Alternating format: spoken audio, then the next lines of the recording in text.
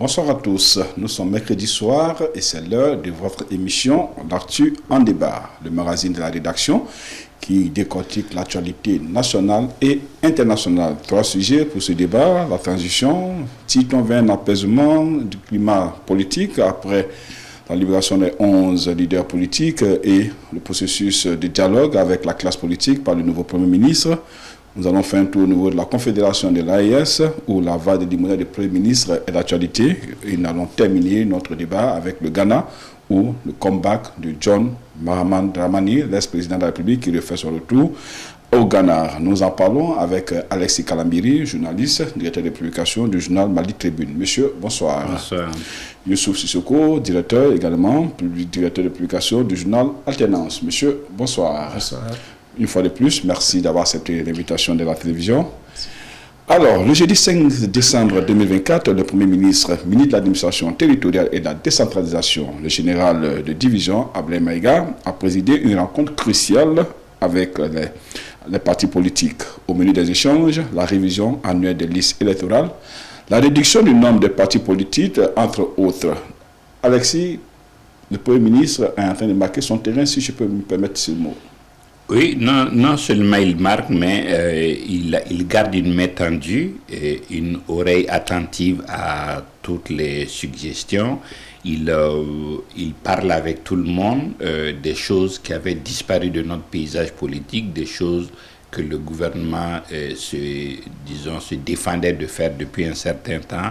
Donc, en tout cas, il est en train de nous réconcilier avec la gestion publique. Youssouf, est-ce qu'on peut dire que le Premier ministre veut aller vite? Il veut non seulement aller vite, mais il faut quand même reconnaître qu'il est en train de se démarquer carrément de son prédécesseur, de pratiques en tout cas que son prédécesseur faisait, en marquant, comme vous l'avez si bien dit, son terrain. Donc je crois que cette rencontre avec la classe politique, c'est vrai, il est en même temps ministre de l'administration territoriale, il faudrait ajouter cela. Parce que ça, je crois que ce rôle-là a été dévoué surtout au ministre de l'administration territoriale. Donc je crois que ça, c'est une bonne chose. Ça décrispe carrément la situation politique et sociopolitique, si vous voulez bien. Et ça permet aussi, en tout cas, de nouer le dialogue avec la classe politique, afin peut-être d'aller très vite et peut-être aller aux élections, quoi. Est-ce que vous pensez qu'avec le fait de réunir à la classe politique, ne pas dire les forces vives de la nation, est-ce que quelque part il n'y a pas un signe annonciateur, comme vous l'avez dit, par rapport vraiment au processus électoral? Oui, bien sûr, c'est ça. En tout cas, c'est ce qu'on lit en filigrane. Mais en fait, vous savez, on est aussi habitué à ça, parce qu'on se rappelle, même en fin 2023, pratiquement, on a réuni pratiquement les mêmes acteurs. Et au finish, on n'avait même plus parlé d'élection. Donc peut-être on ose espérer que cette fois-ci, avec en tout cas un peu de bonne volonté, un peu de volonté politique, je vais dire, je crois qu'on peut peut-être dire que c'est un signal très fort qui permet en tout cas de dire que les élections seront pour bientôt, en tout cas peut-être en 2025. Monsieur Kalambiri, vous êtes sceptique, vous croyez? Maintenant, je suis dans la position de Saint Thomas où il me faut voir pour croire. Parce que oui, depuis longtemps, il y a eu des signes qui annoncent, des signes qui disent le contraire. En tout état de cause, quelle que soit l'orientation, il faut les élections. Dans tous les cas, il n'y a presque plus de prérequis. C'est vrai, les premiers textes de la transition avaient exclu des gens, avaient poser des conditions et des critères qui ont souvent été remis en cause par le dialogue intermalien. Donc, on l'a vu jusqu'ici, les textes sont appliqués selon ce qui nous arrange parmi tout ce lot, mais en tout état de cause, il faut, et je pense que maintenant, il fut un temps où c'était difficile, où les Maliens ne voulaient même pas qu'on parle des élections. Mais maintenant, tout le monde dit, sortons de cette situation, allons-y aux élections. Je pense que ce message doit être décodé par le pouvoir pour au moins revenir à une situation normale. Alors justement, ce jeudi 5 décembre, On peut dire coïncidence ou hasard du calendrier. Après 5 mois d'emprisonnement, les 11 leaders ont recouru à la liberté, alors que c'était aussi une condition qu'avaient posée les signataires du 31 mars pour pouvoir vraiment renouer le dialogue. Est-ce que cela aussi ne va pas quand même, avec cette libération, on ne peut pas dire qu'on est en train de faire baisser la tension pour vraiment essayer d'engager les choses? Non, on l'a dit, hein, le Premier ministre est vraiment en train d'apaiser à tous les niveaux. D'abord parce qu'il parle avec tout le monde, il n'a pas disons, un langage fractionnel, il n'a pas un comportement dans ce sens et il s'est montré disponible et disposé à parler avec tout le monde. D'ailleurs, demain, il rencontre la presse au niveau de la maison de la presse. Une première depuis le début de la transition, on a vu avec l'autre comment c'était tendu et on ne sent pas chez lui jusque-là. Toutes les rencontres qu'il a eues, il a été plus à l'écoute. L'autre était dans la réécriture de l'histoire, dans les ressentiments personnels, dans des messages qu'il voulait faire. Mais celui-là écoute et veut, à la limite, construire un consensus pour disons, autour de son programme et de son idéal. Je pense qu'il faut lui prêter de bonnes intentions et espérer qu'on puisse obtenir des résultats. Sissoko, les 11 leaders sont libres. Est-ce que le climat, c'est vrai qu'il y a l'apaisement, mais est-ce que vous pensez que ceci peut vraiment apporter un plus à le processus? Indéniablement, ça va quand même, cette libération va participer en tout cas à l'apaisement du climat social, du climat politique. Mais moi, je ne mettrai pas ça, c'est vrai, le Premier ministre va tirer quand même le profit politique, s'il y en a. Mais moi, je tirerai chapeau plutôt à l'ancien Premier ministre Ousmane Issoufi Maïga, qui est en même temps le président de la commission d'élaboration de la charte, en tout cas de la réconciliation. Je pense que c'est lui qui a pesé de toute son influence auprès du chef, du président de la transition, pour obtenir la libération. Parce que, pour, dit-on, en tout cas faciliter sa tâche, il fallait quand même libérer ces 11 prisonniers j'étais de ceux-là qui pensaient qu'ils ne devraient même pas être là où ils étaient. Et, franchement, parce que pour moi, ils n'ont commis aucun crime qui puisse en tout cas leur permettre de subir le sort qu'ils ont subi. Mais ce qui est sûr, c'est fait sous le Premier ministre. Donc moi, je crois qu'il tire le profit politique. C'est une très bonne chose et je crois que ça nous permet quand même d'avancer. Et puisque vous ne pouvez pas en tout cas dire que vous voulez en tout cas nuer le dialogue avec la classe politique en gardant en tout cas en prison un certain nombre en tout cas de leaders. Donc c'était quand même un peu gauche. Je crois qu'il a compris cela et je pense que c'est un progrès énorme et allant dans le sens en tout cas de la décrispation totale de la décrispation totale de la situation. On va suivre le processus. Nous allons partir au niveau de l'AES, surtout au Burkina Faso. Le président de la transition, le capitaine Ibrahim Traoré, a mis fin le vendredi dernier aux fonctions du Premier ministre Apollinaire Joachim Kilem de Tameba et dissout son gouvernement. Bien avant, au sein de l'AES, c'était le Mali, le président de la transition, le général d'armée Assimi Goïta, a lui aussi mis fin au gouvernement dirigé par Choguel Kokala Maïga. C'était le 20 novembre dernier. D'un Premier ministre, d'un départ à un autre, est-ce que ça veut dire qu'il y a un jeu de chaises musicales au sein de l'AES? En tout cas, il y a à s'y méprendre des similitudes. C'est vrai que pour le Premier ministre burkinabé, il y a beaucoup de supputations. Est-ce que c'est sa déclaration? Mais au moins, le nôtre était annoncé depuis longtemps. Les gens se demandaient. Autant au Burkina, les gens étaient surpris. Parce que fidèle est dans la ligne du président de la transition, autant au Mali, on s'y attendait, on l'a sollicité et on n'a pas été surpris. On a plus été surpris de sa longévité à la primature, vu son attitude. Mais oui, peut-être les comparaisons se limitent là. Mais en tout, les faits sont que les deux ont changé de Premier ministre. La différence, au Mali, on a pris un militaire pour conduire les destinées du gouvernement. Au Burkina, c'est un civil, de surcroît, un journaliste qui a désormais les manettes pour conduire le gouvernement. Youssouf, on dit jamais 203, hein, et l'alliance c'est 3 États, Mali, Burkina. Bon, on attend pour le Niger, on n'en souhaite pas, mais on attend. Est-ce qu'on peut dire qu'on peut s'attendre aussi à cela? Non, bon, pour le cas du Niger, en tout cas, j'ose espérer qu'il ne va pas se débarrasser de son Premier ministre, parce que franchement, il faut reconnaître que ce Premier ministre-là est très actif et puis il fait de très bonnes choses, en tout cas au Niger. Maintenant, pour le cas des deux pays, et comme le grand frère l'a si bien dit, je crois que pour le cas du Mali, ça n'a surpris pratiquement personne. La surprise même a été le temps qu'on a fait avant de se débarrasser de lui.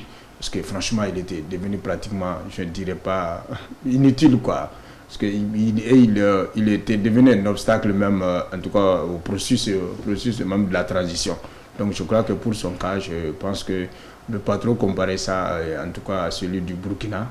Mais ce qui est à déplorer, c'est que effectivement, c'est le fait que au Mali, on a laissé un premier ministre civil pour prendre un premier ministre militaire.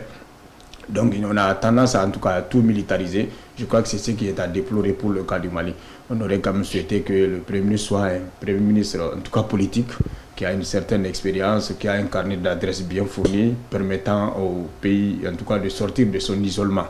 Mais malheureusement, et surtout que celui qui a été nommé, bon, franchement, il a eu quand même à poser des actes qui aujourd'hui vont en tout cas lui rattraper forcément, parce qu'il y a des pays où il ne peut peut-être pas parler, parce qu'il a eu quand même à poser des actes qui sont quand même, à mon avis, des actes maladroits.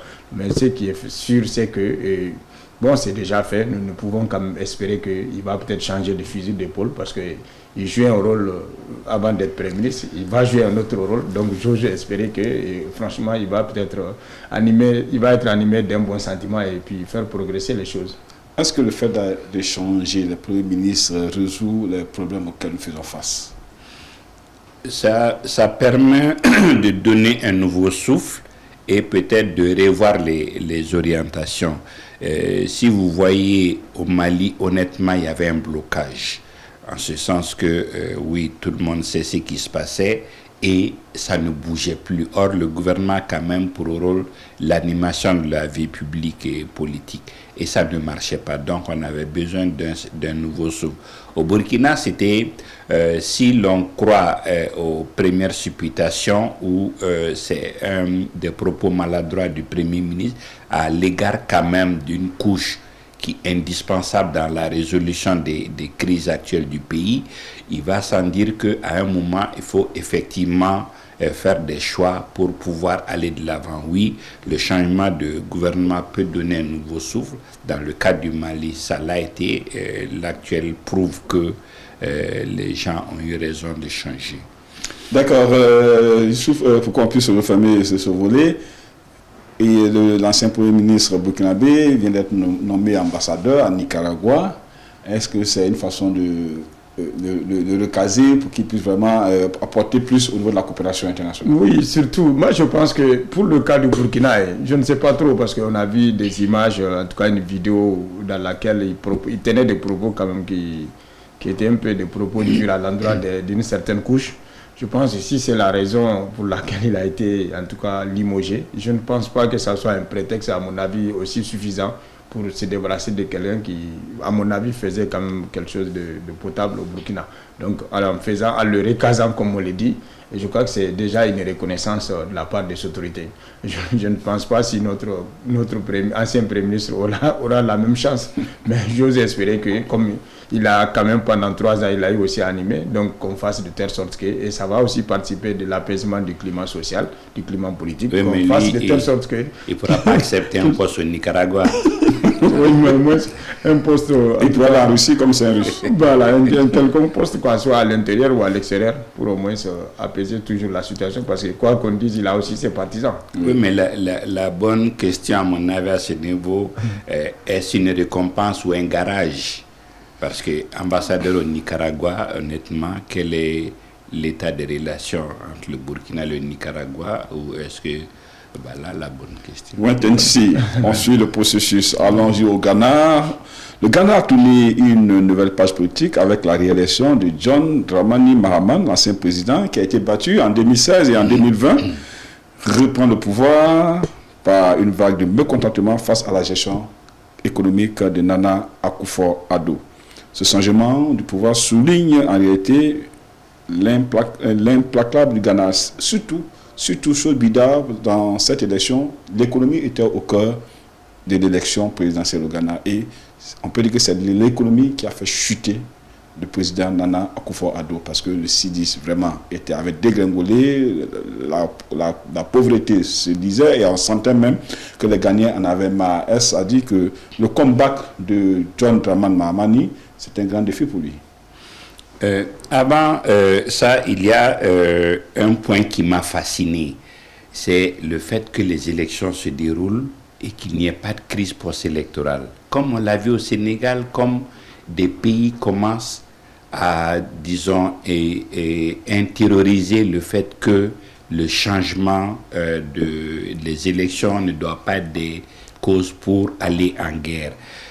Mais au-delà, il faut reconnaître que normalement, dans tous les pays du monde, l'économie doit gouverner. L'économie doit être le premier critère pour juger les dirigeants, parce que quelque part quand on vient, c'est pour le bien des populations, et le bien des populations, c'est leur offrir un environnement sain, un cadre de vie adéquat, et leur permettre de pouvoir gagner leur pain à la sueur du front. Et c'est le gouvernement qui trace ce cadre-là. L'autre chose, c'est la monnaie. Je pense que il y a un grand débat dans notre espace pour le CFA. Je pense que les animateurs de ce débat doivent revoir un peu les textes et nous mettre dans le contexte. Vous voyez, en Afrique, la zone la plus stable économiquement est la zone CFA. Si vous regardez aujourd'hui le Nigeria, l'inflation est galopante, les C10, c'est à peu près partout. Hein? Les Nigérians paient le CFA pour leurs transactions. Les Ghanéens, pareil, et tous ceux qui sont hors zone CFA sont obligés de faire recours au CFA. Donc, certainement, il y a des choses qu'il faut changer, mais je pense que c'est à tenir en compte. Donc, pour ne pas qu'on ait affaire hors sujet, je pense que oui, l'économie est le premier critère. Il faut que ceux qui ne l'ont pas intégré encore l'intègrent, mais il faut également que les politiques travaillent à ce que les périodes électorales soient plus festives que des périodes de guerre. Dramani revient au pouvoir. C'est vrai qu'il n'est pas un terrain connu parce qu'il a dirigé le pays de 2012 jusqu'en 2018, mais il y a assez de défis qui l'attendent. Oui, il y a beaucoup de défis qui l'attendent, beaucoup de défis. Mais avant de répondre à votre question, permettez-moi d'abord de saluer la vivacité, la bonne santé de la démocratie au Ghana.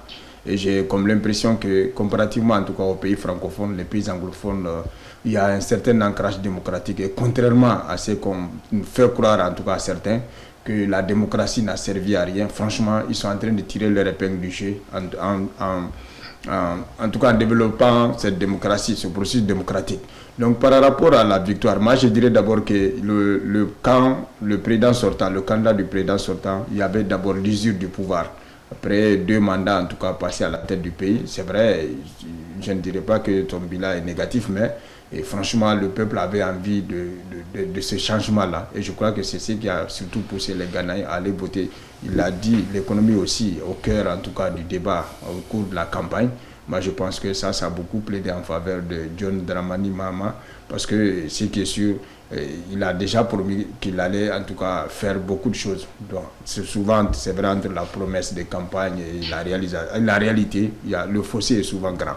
Mais je crois que c'est tout simplement parce qu'il y a eu l'usure du pouvoir et que le peuple ghanéen avait envie en tout cas de ce changement-là. C'est pourquoi il a voté pour l'ancien président, qui a quand même promis beaucoup de choses. Et je ne sais pas s'il pourra réellement relever des défis. Alors, Maman Dramani est au pouvoir, et là, il a le coup de franche, parce que même au niveau de l'Assemblée, il est majoritaire. Et on sent que comme vous le dites tout de suite, quand on regarde bien sûr ce processus, déjà le candidat perdant qui félicite l'autre, est-ce qu'aujourd'hui n'est-il pas temps pour les pays francophones vraiment de s'inspirer vraiment de cette démocratie naissante dans certains pays pour que vraiment on sorte, puisque je prends l'exemple, en 2005 en Côte d'Ivoire il y a des élections, déjà il y a des Ivoiriens qui disent il faut qu'on fasse sortir nos parents de la Côte d'Ivoire. Est-ce qu'il n'est-il pas temps vraiment qu'on puisse aller à des élections où au lieu que ça soit la peur, ça soit plutôt festif? Mais en fait, il est temps que on joue de la bonne foi. Parce qu'aujourd'hui, l'évolution technologique fait que si on veut vraiment des résultats sincères issus des bureaux de vote, c'est facile. Seulement, c'est les volontés de tripatouillage qui amènent les gens à douter, qui amènent, sinon le même jour, on peut avoir les tendances.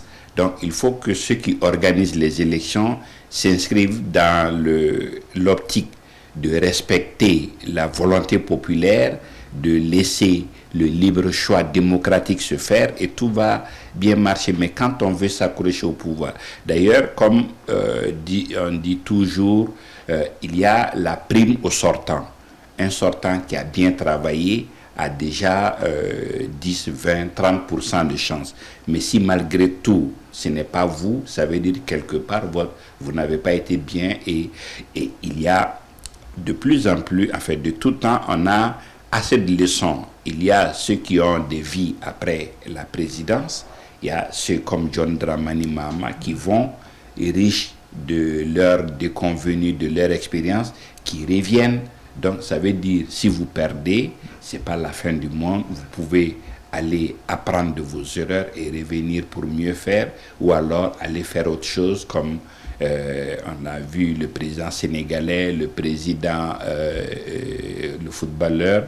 Oui, et voilà. Donc, on peut vivre après la présidence. Justement, on peut vivre après la présidence. Est-ce que dans les pays, comme vous l'avez dit tout à l'heure, est-ce que ce n'est pas parce que quelque part, étant donné qu'ils sont au pouvoir, les frustrations, la gabegie financière font qu'ils s'accrochent à leur poste? Oui, il y a un peu ça, parce qu'ils n'ont pas d'assurance qu'après le pouvoir, ils vont avoir en tout cas la paix. C'est l'une des raisons pour lesquelles certains s'accrochent véritablement.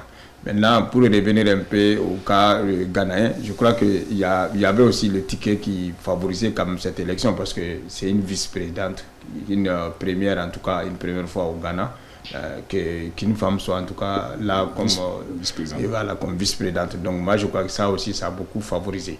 Maintenant par rapport je crois que nous sommes encore en tout cas au balbutiement, en tout cas au début de l'apprentissage démocratique. Je pense que les failles, les manquements souvent sont...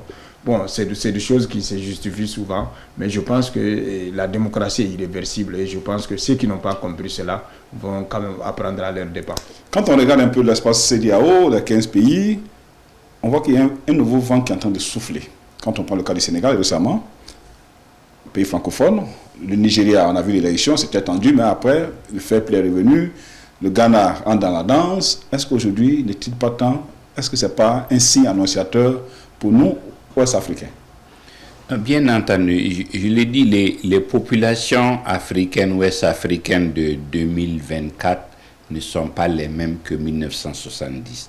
Les moyens de communication, le niveau d'éducation, les capacités d'analyse ont changé et les relations au pouvoir ont changé.